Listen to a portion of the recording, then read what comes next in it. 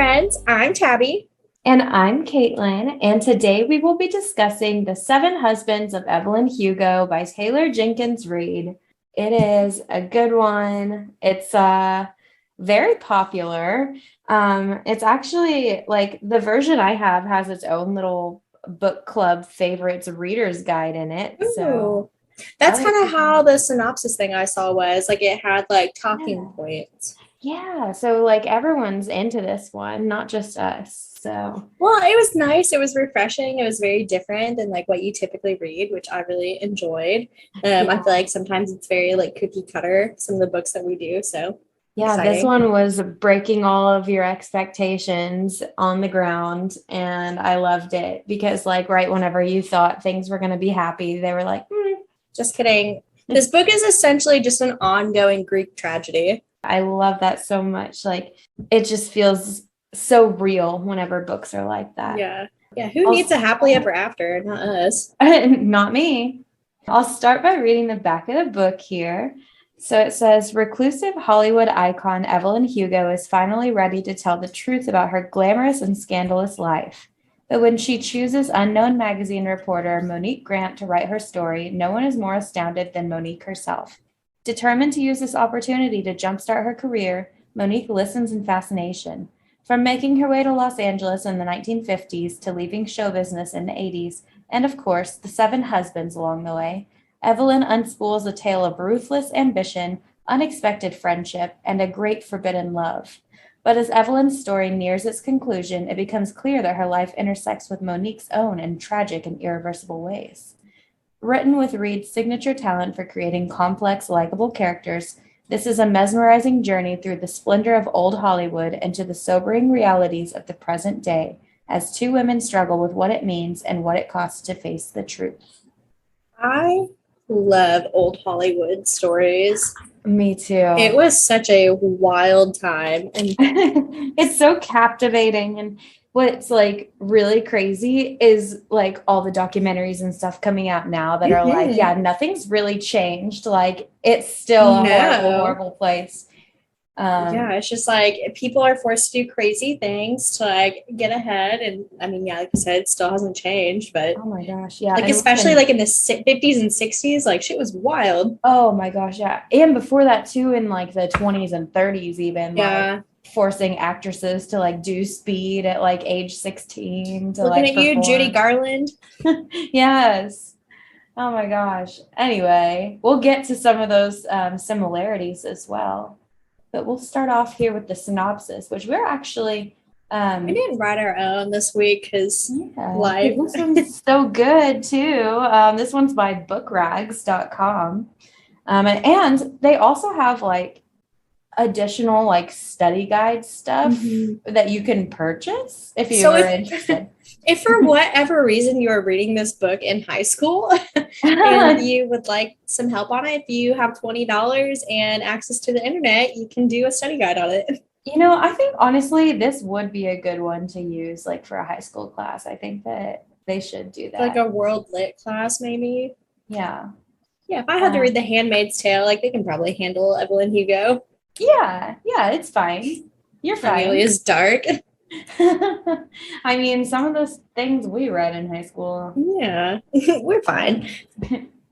Okay, so to kick off the synopsis, Monique Grant, a 35-year-old writer for Vivant magazine, was informed by her editor that she's been chosen to interview a reclusive actress, Evelyn Hugo, 79, about her decision to auction off her dresses in order to make a donation to a breast cancer charity.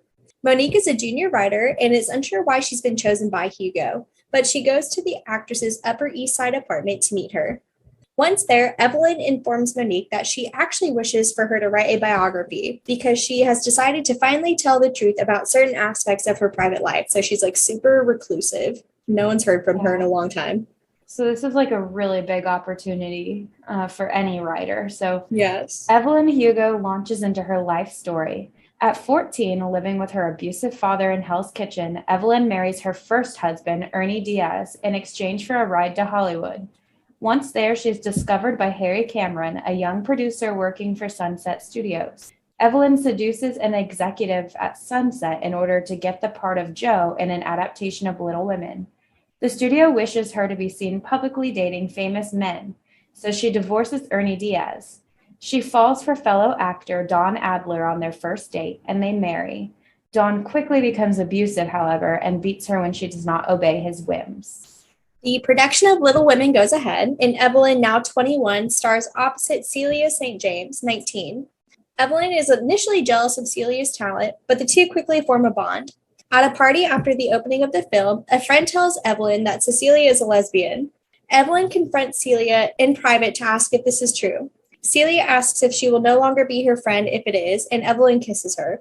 At the same party, Don Adler has sex with another woman. Evelyn divorces Don and moves in with Celia. So Evelyn is ostracized in Hollywood because the industry is loyal to Don. They very much take his side and things. He's more prominent because he's a man. Yes. And so she goes to Paris and stars in a racy film by French director Max Girard that reignites her career. A tabloid runs an article suggesting that Evelyn and Celia are lesbians, and Evelyn concocts a plan to hide their relationship. She will get Mick Riva, a singer who has made his crush on Evelyn publicly known, to take her to Las Vegas and marry her, then get the marriage annulled in the morning. This, she believes, will distract the press. The plan works perfectly, except Evelyn, who had to sleep with Mick in order to get him to marry her, is pregnant. Evelyn gets an abortion, but Celia is furious and leaves her, and they don't speak for 5 years. After starring in an adaptation of Anna Karenina, Evelyn enters into a sham marriage with her co-star Rex North in order to gain publicity for their film. Shortly thereafter, Rex impregnates his girlfriend, and Evelyn spins another story that she's also been cheating with Harry Cameron, who in reality is a closeted gay man. And Evelyn and Celia, who entered into her own sham marriage with an NFL quarterback named John Braverman, who is also gay, reunite. Evelyn marries Harry, and Celia and John move in with them, two homosexual couples passing as two heterosexual couples. Life is idyllic for Evelyn during this period, and when Harry suggests they have a child, Evelyn, now 36, agrees. They have a baby girl and name her Connor. Evelyn stars in another Max Girard movie, and the director asks her to film an explicit sex scene. She acquiesces. Evelyn realizes afterwards that she should have discussed this with Celia first, so she goes to Celia to ask permission. Celia asks her not to film the scene, and Evelyn must admit she already did. Celia leaves Evelyn, and they are once again separated for several years. In the interim, John Braverman dies, and Harry is crushed. He begins drinking excessively. Max Girard proposes to Evelyn. She marries him, but immediately discovers that he does not really love her, only the status and fame she brings to the relationship. She stays married to him for 6 years, and then leaves him to reunite with Celia. Celia suggests they move to Spain to avoid public scrutiny. She also tells Evelyn that she has emphysema and is not expected to live another 10 years. Evelyn asks Harry to go with them, and he suggests that Celia marry the new man that he's been seeing. Before this plan can move forward, Evelyn arrives at Harry's house one day to discover a car accident out front. Harry is unconscious in the driver's seat, and the man in the passenger seat, Harry's lover, is dead. Evelyn convinces her taxi driver to help her to get Harry to the hospital so that he is not charged with the crime, and then Harry later dies at the hospital. Evelyn, Celia, and Connor move to Spain along with Celia's brother Robert, whom Evelyn agrees to marry to disguise her relationship with Celia. Celia passes away 6 years later, and Robert dies a few years after that. And then Connor is diagnosed with breast cancer, and she also passes. Evelyn explains that she has been diagnosed with breast cancer, and she wants people to know the truth about her life, that her family was always her central priority. She did some terrible things, but she did them for love. Monique asks Evelyn what she means, and Evelyn responds that Monique's father was the passenger in Harry's car. Evelyn allowed the authorities to believe that James had been driving drunk by moving Harry from the scene. Monique is furious, and she storms out, but it occurs to her that Evelyn has told her all this because she intends to end her life. She considers calling 911, but decides that it should be Evelyn's choice if she wants to die. Monique realizes that she will forgive Evelyn one day, and Evelyn's death is reported as an accidental overdose, and Monique publishes the introduction for her biography in Vivant, finally disclosing that the true love of Evelyn's life was not one of her 7 husbands. Super crazy book. That's It just a very is. brief synopsis. So, like, if you want the actual details, actually read it. Every aspect of her life is covered in detail in what she like discloses to Monique. So the book is like far more interesting than that. It like goes into detail of each one of her husbands. And I love like how the book parts are named because it'll like describe the man that she's married to at that point. Harry's my favorite. Oh, I love Harry. Harry.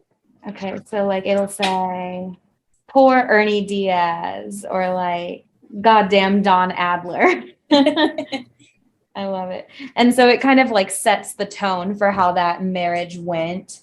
So I thought that was a fun aspect. Obviously, none of them were promising, but yeah, except for Harry. Except for Harry. Harry was a good man. He was dealt a bad deal in life. Yeah, and made some mistakes along the way. That's one of the great things. They all did, though. What would you rate this book? Initially, because it was so different than what I normally read, I was going to actually give it an 8.5 out of 10, but I gave it a 10 out of 10 just based off of the writing itself and the way like it ended, because like I said, it's very, very different than what we typically cover. Most books, just due to public pressure, like have like a happily ever after in the end, and this one didn't, and I really respected that. It was very real, and you kind of got to see again how like old Hollywood affected like individuals. Yeah, and it's like in a way it's more respectful to the victims of Hollywood because like they don't get to do some shitty stuff after. Like their lives have been ruined by this industry. And most of them don't even make it to as old as Evelyn did. Like most of them died before their 40s. True, like with drug overdoses or, other, unfortunate things. I agree. It's a 10 out of 10 for me. I really love like complex characters who like have horrible flaws, but we end up rooting for them like in spite of that. Like they were actually all morally gray in this book. Yes, I freaking stan morally gray characters. And I think it has like a lot of insightful commentary about true love, and kind of the way that you behave whenever you truly love someone and how selfishly you act.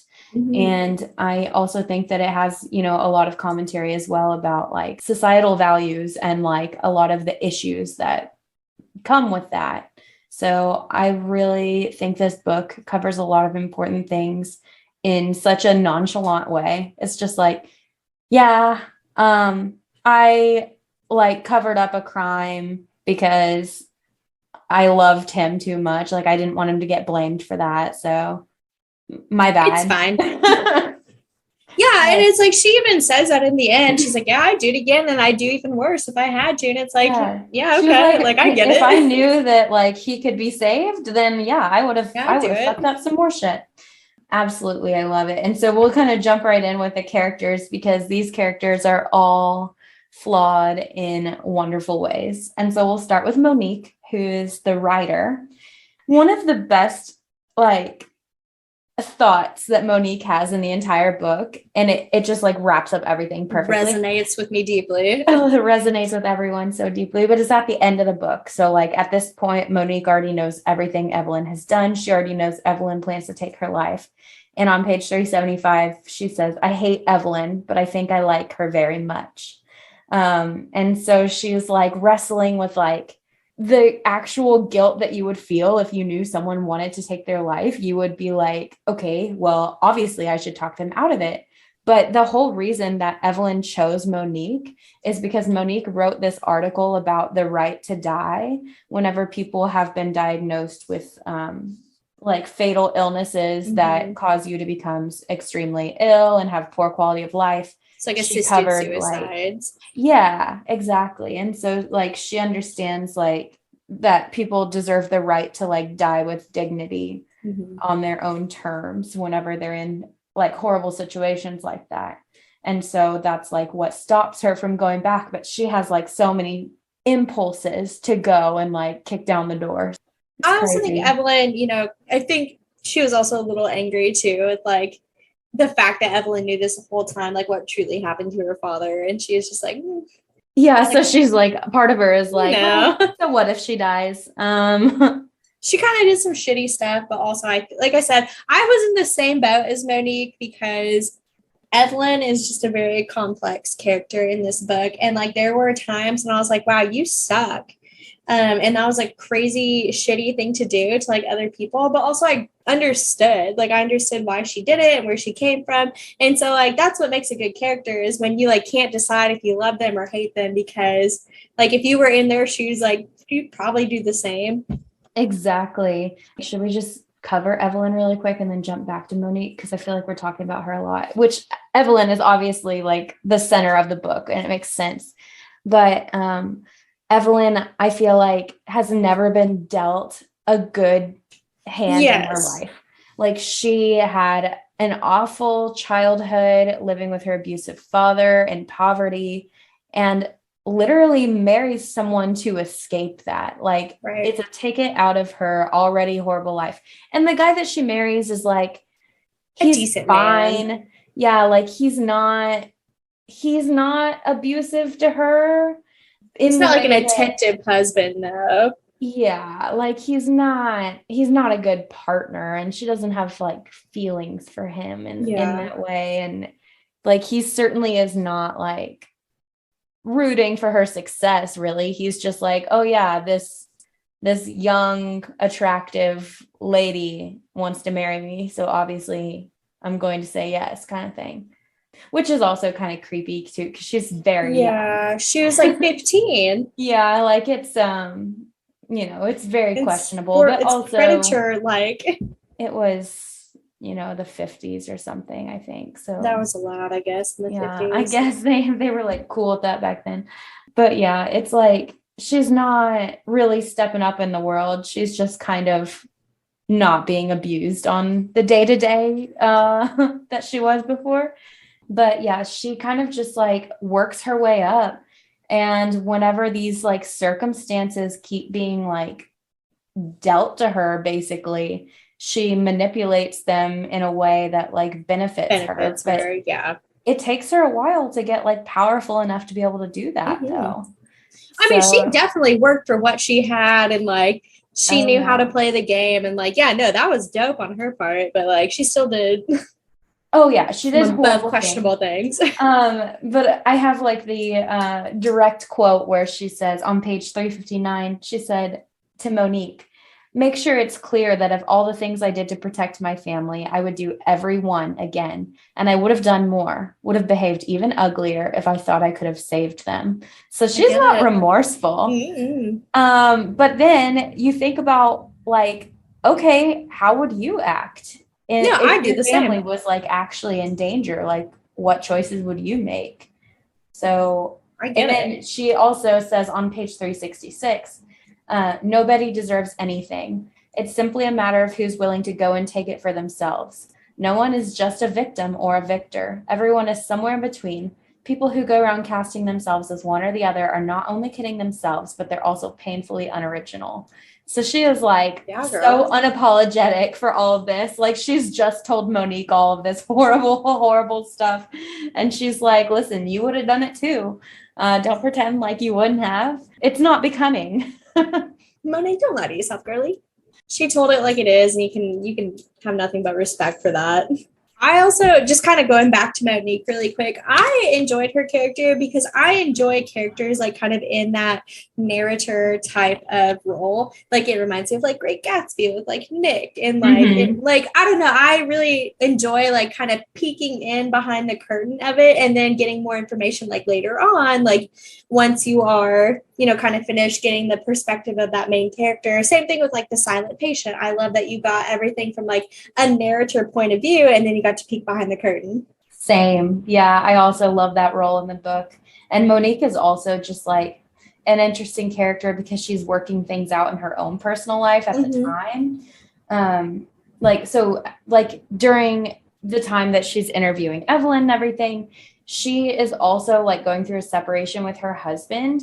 And there's like a growth throughout the book in that as well, because like both of them have been acting like selfish little brats. Yeah. Like he basically wants to move and she doesn't because she's focused on her career. And he takes that really poorly. And so when he moves out, he like literally steals their coffee table for no reason because he's like, that's my coffee table. And then he just like puts it in storage just so she can't have it. And so like they're both being so petty. But there is like eventually at the end of the book, there's growth and there's closure. A resolution. Yeah. And then they're both like, hey, we were both acting stupid, and they are able to like end things maturely. But at the same time, like there's a lot of like issues going on that kind of led to this separation with her husband because she's so obsessed with her career, which I think a lot of people kind of get that way, and it makes sense. Like a career is very important, but the reason why it's like up there for her is she's like Black woman in the work field. Yes. And she's like so hung up on it too. And it leads to like a lot of unhealthy dynamics in her like relationships. For sure. Well, and I think she just has like so much respect for like her own boss and like seeing how like successful they've become. Like she kind of puts that like weight upon her shoulders. And so like there's so many just unhealthy coping mechanisms that she has throughout the book. And like obviously everything with like unresolved with her father and like her own mom, like she's got a lot going on. She does. And it makes her so relatable and also interesting as a character. Because you can tell very much loves her mother, but she gets like frustrated with her. Yeah. Because she kind of feels like her mom doesn't get it. And like, you know, by the end of the book, she's like, oh, it's like I wasn't giving her enough credit. And then also obviously everything she learns about her dad kind of like at the end of the book flips her ideas like of him upside down. Her mom was like married to a gay man, and like, that's probably a lot to. Yeah, I'm sure it led to a lot of package. Oh, yeah. Yeah. Her and her mom both need to go to therapy, both individually and together. It's fine. It was the way of the 50s. I enjoyed Monique. I thought she was a cool character. Like I said, I like the narrator point of view. Basically, they're God looking in, telling us the story. Celia. So I see that you also like kind of love her or hate her. I thought she was manipulative. She is like super manipulative. I mean, so is Evelyn. Yeah, and like I do think they did love each other very much, but I think that's what kind of, like I said, caused like almost that Greek tragedy type vibe, was because they were two people, and I feel like they were two like same sides of the coin. Like they were too much alike, and so that's inevitably what caused like kind of the downfall of their relationship. And they do eventually like find each other again, but it was not meant to be forever. Yeah, it's kind of like by the time they get back together, it's too late. It's too late, yeah. Because they had both been in their own way, and there obviously were a lot of circumstances that prevented them from being together. Like they couldn't be in an openly gay relationship in their position in their life. And even if they hadn't been famous, like that would have been dangerous. It would have been looked down upon. Yeah. So it's just like, I am totally not blaming them for that. No, but I feel like choices they made as people not pertaining specifically to their relationship, like 100%. Like the whole thing where Evelyn is like, okay, so I'm going to film this scene because I know it'll be like a great like artistic choice, and for her career. Yeah, she's like, this is like what I need. And all that really mattered is that Evelyn was comfortable with it and made that choice on her own. But then Celia like gets super butthurt about it. Like she's super jealous because Evelyn is actually bisexual and Celia is not. Celia is a lesbian. And so Celia is literally like, she sees everyone in Evelyn's life as competition, which is not how it's unhealthy works. Yeah. So she's like assuming that Evelyn's just like more likely to be like, she's sleeping with like every single like man and woman she comes across, which is like Celia playing into the like reputation that the tabloids have created for Evelyn. Yeah. So it's like, yeah, she was being really unfair in situations like that. So she was getting in their way just as much as Evelyn was. Right. Yeah, she, we'll talk about it later, like her whole like illness that she had and just like bringing that up. Like, it's just very selfish. And Yeah. like, she's just a selfish person. And like, so is Evelyn. And I get it. But like, she waited so long and like, they had so many falling outs. And she could have told her so many times that like she was dealing with all this and she chose not to. And I really feel like it was more for like dramatic effect. Like, Yeah, she's like, well, like that's too little, too late. Yeah, exactly. She's like, well, joke's on you. I'm actually dying. Like, Ha, ha, ha, okay. he, I don't Yeah. know. She's all right. No, I agree. But again, it comes back to like every character here low key sucks. Yeah, And but they're also great.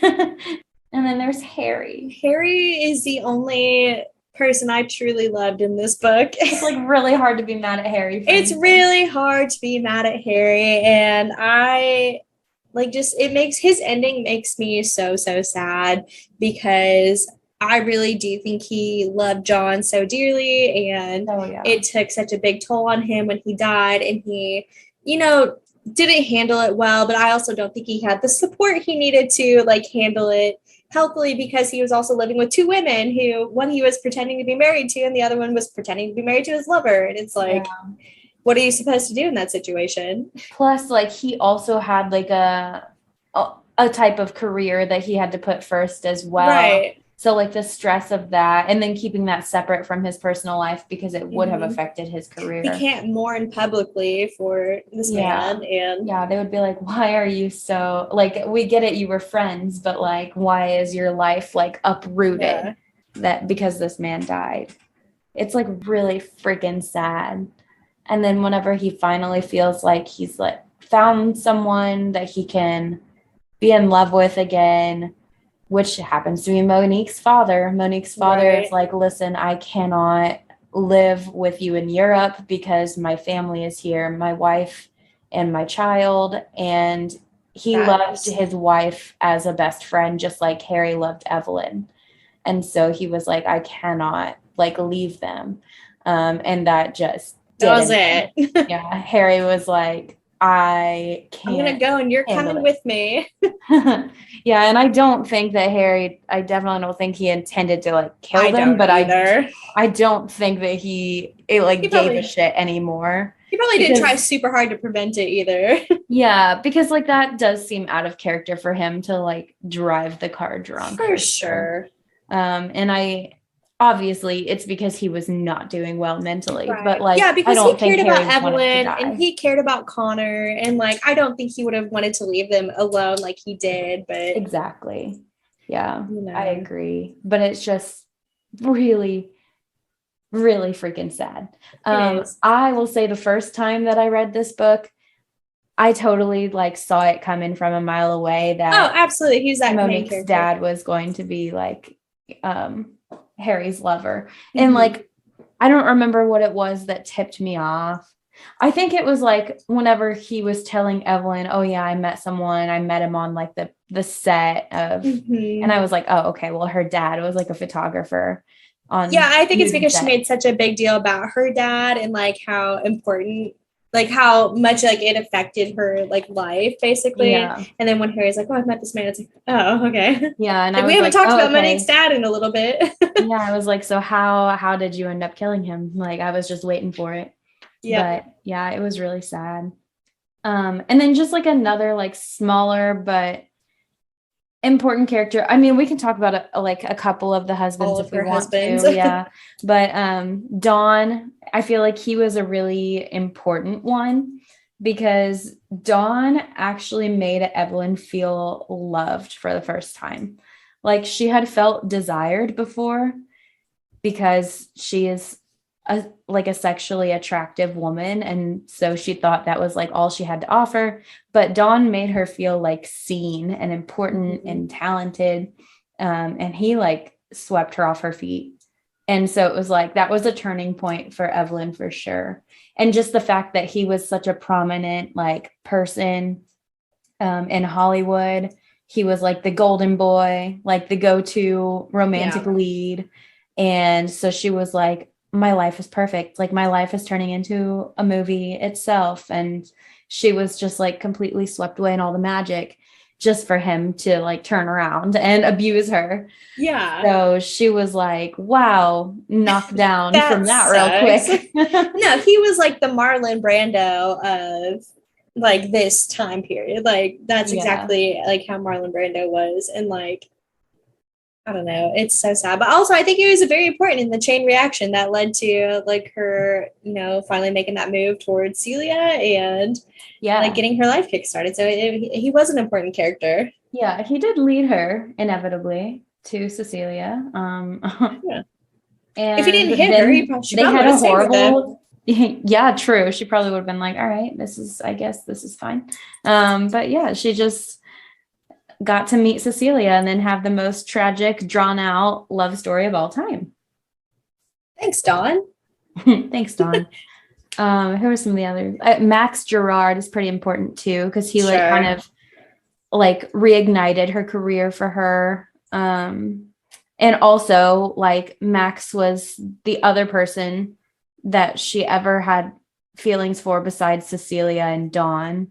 So that was hard for her because a lot of the people that Evelyn was married to, she did not have romantic feelings for. Yeah. And so whenever she was explaining to Celia, like, no, like I did also love him, that made Celia, we just finished the Ravenhood. We finished Ravenhood. It's fine. That made Celia even more reluctant to want to be with Evelyn because, again, she's so jealous and she just like assumes that Evelyn's love is like fickle because of her sexuality. And so I think that's like something that Celia needs to work on. But I think it's a kind of an attitude that people have today, even about bisexual women. People who are bisexual or pansexual, they're like, well, how is that possible? Like you're just being selfish. And, like you're just going through a phase, like you just can't decide. Mm-hmm. So yeah, it kind of it shows like how that type of sexuality is devalued.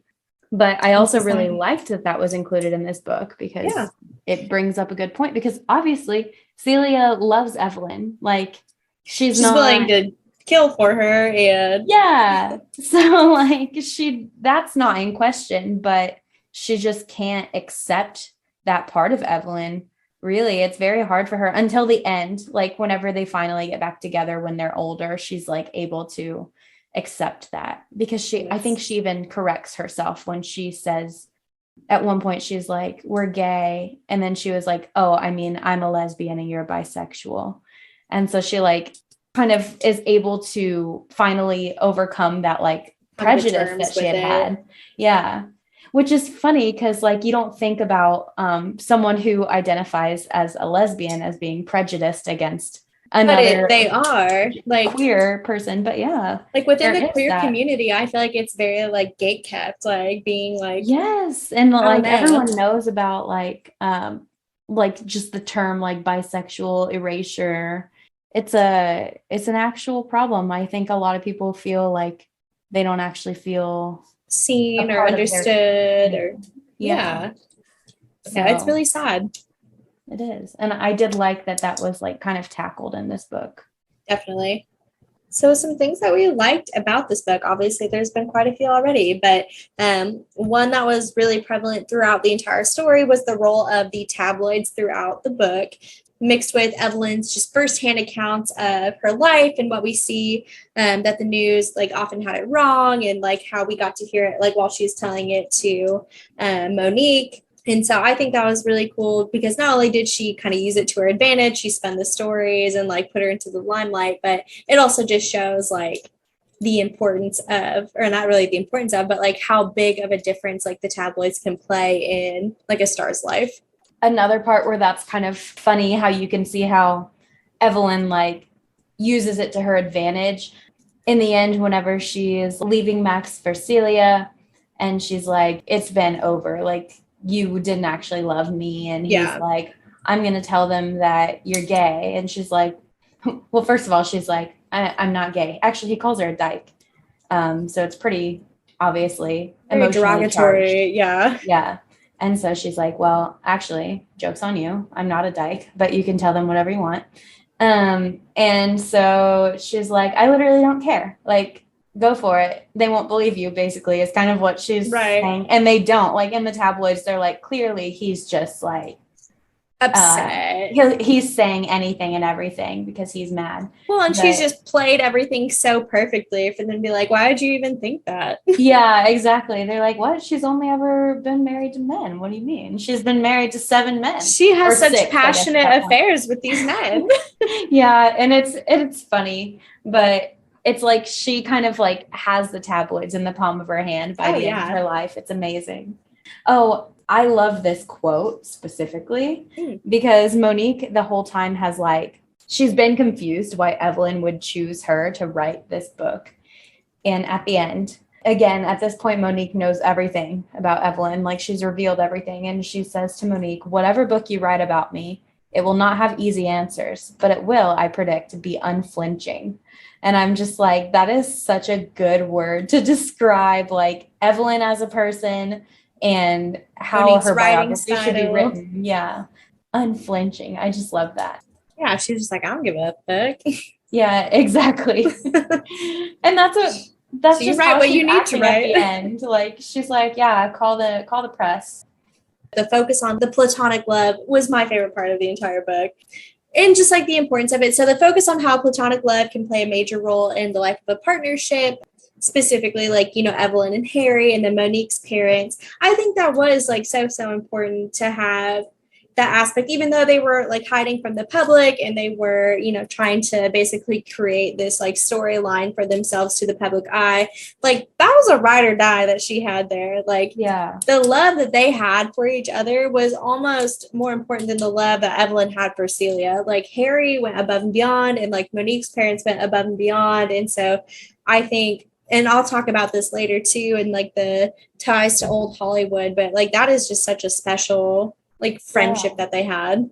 Exactly. And it feels even more important because it's like they didn't love each other because it was like a passionate romantic thing. They loved each other because they chose each other and like they cared about each other for who they were. Like, and it wasn't some kind of whirlwind romance that just led to them being, you know, infatuated with each other like Celia and Evelyn. It was like even more meaningful than that. Yeah, like that was something that like she didn't have to do, but it was like what she was meant to do. Like, she was meant to be Harry's friend. They were meant to go on that path together.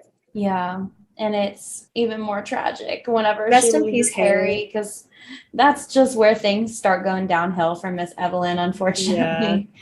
The irony of Evelyn's breast cancer that she ends up developing, Monique kind of considers the fact that it's the very thing that made her that will be the thing to take her down, because Evelyn, unfortunately, was targeted as like a sex bomb, you know, for the movie industry because she had like large assets. She was a busty woman and they were like, oh, okay, yeah, we can go with that. Like, it's unfortunate that that's like kind of the thing that got her in the door, but she was like, well, I'm going to show them I'm talented.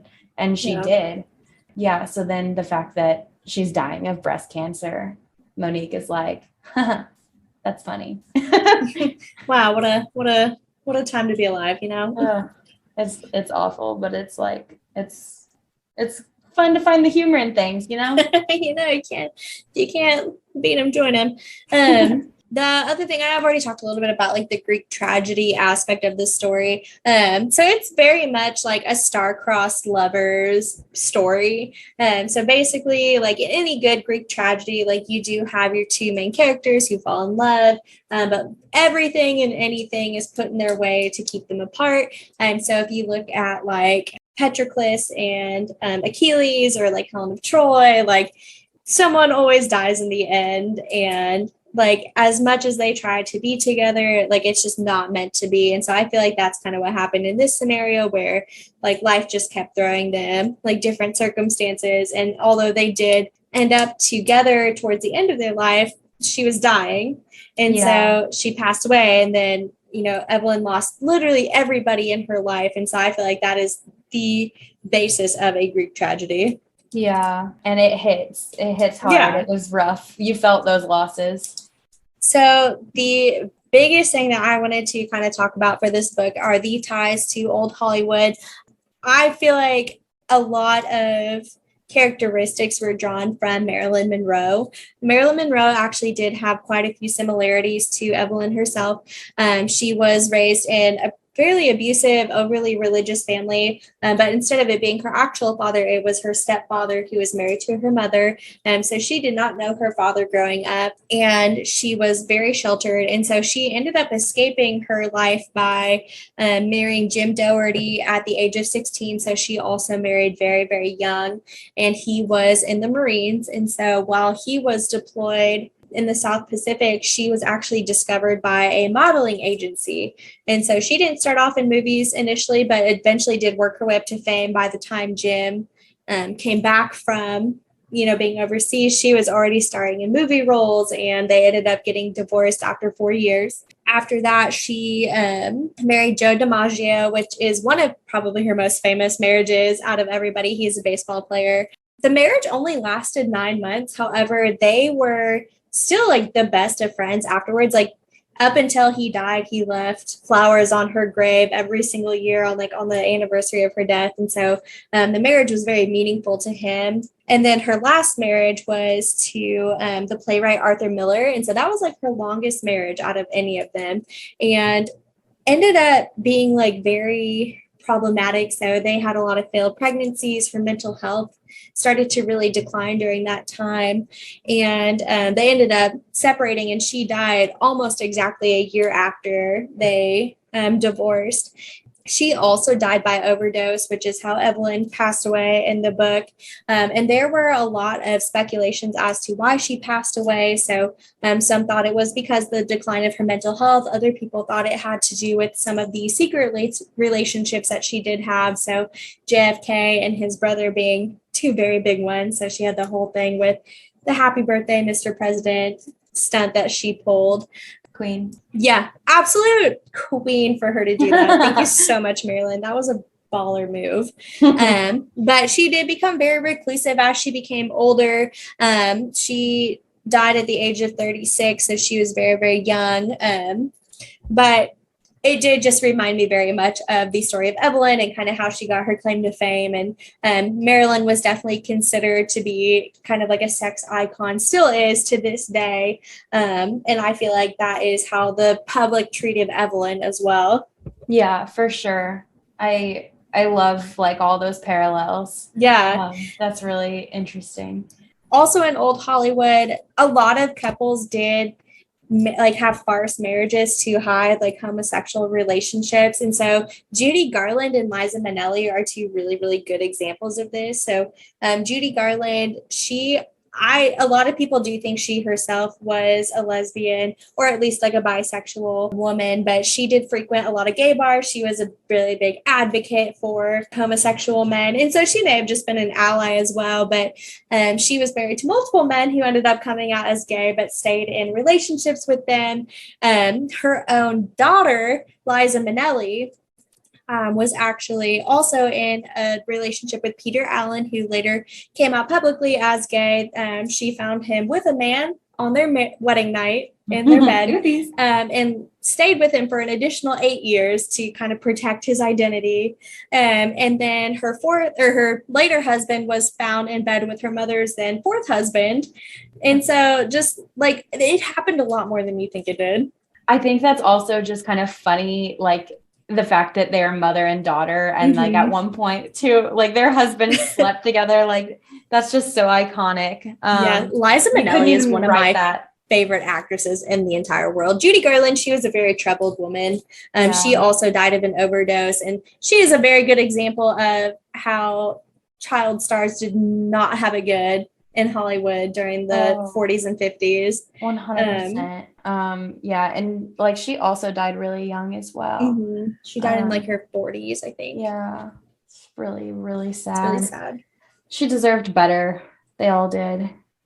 But I do think it was, like I said, a lot more common than people thought. And like, there's a lot more representation in Hollywood now and in the movie industry to, be in openly homosexual relationships, that for the longest time, if you wanted to make it, you had to kind of sell what was popular. Yeah, you had to pretend to be just the all-American family. The good Christian atomic family. No. Yeah, so I do love that this book does draw from like real like experiences For sure. people. Some things that we disliked. The list is short for me. Kind of a lot of it just has to do with like characters themselves, like things about the characters or, but like one thing I hated was the abruptness of Celia being like, oh, you want to be with me? Well, actually I'm dying. So how about that? But I do think that something good came out of it because I love this passage. So Celia says, I can't in good conscience do this to you if you don't think you'll survive it. Evelyn says, survive what exactly? Losing me again. I don't want to let you love me if you don't think you can lose me one last time. I can't. Of course I can't, but I want to anyway. I'm going to anyway. I'd rather survive it than never feel it. So it's like, even though that whole thing is the most tragic like news that Evelyn's ever heard, she's like, absolutely, I still like want to be with you. I still choose you. And so I think that's like, it ends up being a really good moment for them, accepting how much they love each other. But it was very harsh and abrupt. I hated just learning that about Celia's health. Yeah. And then, of course, just like her husbands, like her abusive husbands specifically, the ones that weren't, like, they're fine, whatever. There's part of the storyline. We love them for making her who she was. But her terrible abusive husbands, like, terrible part of the story, hated that. Yeah. Important as well, but it was hard to read. Yeah. Yeah. And again, there's nothing that really could have been done differently. Like, it's just part of the story, but I was like, damn, I hated that.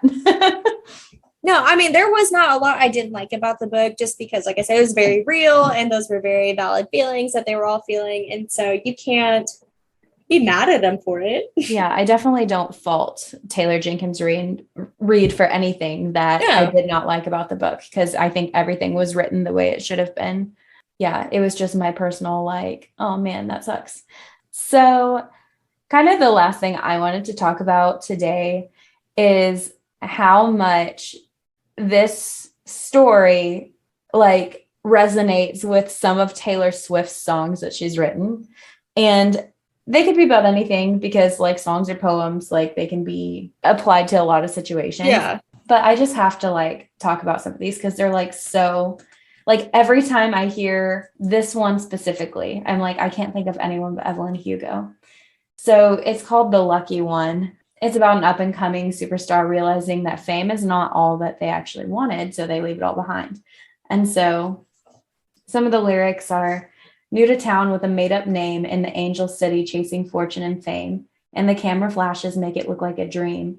You had it figured out since you were in school. Everybody loves pretty, everybody loves cool, so overnight you look like a 60s queen. Another name goes up in lights like diamonds in the sky, and they tell you now you're the lucky one. And then you go to the second verse. Now it's big black cars and Riviera views, and your lover in the foyer doesn't even know you, and your secrets end up splashed on the news front page. And they tell you that you're lucky, but you're so confused because you don't feel pretty, you just feel used, and all the young things line up to take your place. Another name goes up in lights. You wonder if you'll make it out alive, and they'll tell you now you're the lucky one. And the third verse says, it was a few years later I showed up here, and they still tell the legend of how you disappeared, how you took the money and your dignity and got the hell out. They say you bought a bunch of land somewhere, chose the Rose Garden over Madison Square, and it took some time, but I understand it now. Because now my name is up in lights, but I think you got it right. Let me tell you now, you're the lucky one. Oh. So it's like the cycle continues. Yeah. It's like just, there's always going to be some young new thing who takes the spotlight to realize like it's not what it's cracked up to be. Exactly. And that's exactly what Evelyn was dealing with, was trying to stay relevant whenever she was like losing her like appeal of being like the new shiny young thing. Like that's why she took such drastic like choices in her career. And it's so heartbreaking to think about that, like all these young women, and it happens to young men as well. Sure. But there's just like that extra layer on like being a young woman. It's like an extra in that expectation. Yeah. So freaking tragic. I love that song. It is 100% about Evelyn. And then I'm like, whenever she leaves, that's like when she goes to Spain with Celia. So I just love that. And then, okay. So this song I actually think could be about any couple that can't be together because like one of them's like stuck in a loveless marriage. But like, again, every time I hear it, I'm like, that's Evelyn and Celia. So it's called Ivy. We'll kind of go down here to the second verse. So this says, I wish to know the fatal flaw that makes you long to be magnificently cursed. He's in the room, your opal eyes are all I wish to see, and he wants what's only yours. Oh, goddamn, my pain fits in the palm of your freezing hand, taking mine, but it's been promised to another. I can't stop you putting roots in my dreamland, my house of stone, your ivy grows, and now I'm covered in you. Clover blooms in the fields, spring breaks loose, the time is near. What would he do if he found us out? Crescent moon, coast is clear, spring breaks loose, but so does fear. He's gonna burn this house to the ground. How's one to know? I'd live and die for moments that we stole on begged and borrowed time. So tell me to run or dare me to sit and watch what we'll become and drink my husband's wine. And so it's just like, it like the chorus repeats, but it's like, and the bridge is, yeah, it's a fire. It's a goddamn blaze in the dark and you started it. Yeah, it's a war. It's the goddamn fight of my life and you started it. So it's just like, it has like all of that pent up frustration that Celia and Evelyn feel for each other. They're like, fuck you for making me love you. And I just love it so much.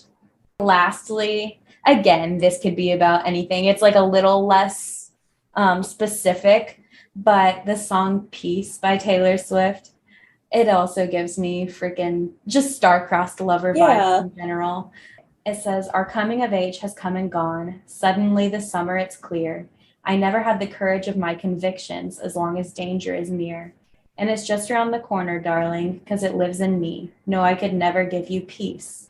But I'm a fire and I'll keep your brittle heart warm. If your cascade ocean wave blues come. All these people think love's for show, but I would die for you in secret. The devil's in the details, but you got a friend in me. Would it be enough if I could never give you peace? That is so them again. It's like they can't have this life of peace together. I feel like that kind of encompasses like all of the characters in that book who are like having to like hide and like be in like these loveless like partnerships. Yeah, and, because like, they're like, we can't be together and have like what we want, life free of other people's judgment and a life of peace together. And it's so freaking tragic. That's really sad. I know. You could make a whole playlist of Taylor Swift songs. Ooh, I bet they have like a whole Evelyn Hugo soundtrack. I'm sure. The Spotify queens work hard. They know no peace like Taylor Swift. Yeah, they know no peace. They're making playlists for every single book in the world. Did that for us. But yeah, that was kind of the last thing I had to add to this book discussion. Encompasses Evelyn Hugo and her sad tales in a nutshell. Yeah. Very good book. Love that it was different than what we normally do. If you want like a good, just like, it's not even a downer. Like if you just want like a good reality check, like a reality check, that's perfect. But also like it's got tea, it's got drama. It's wild. I loved it. It keeps you guessing. Yeah, it was refreshing.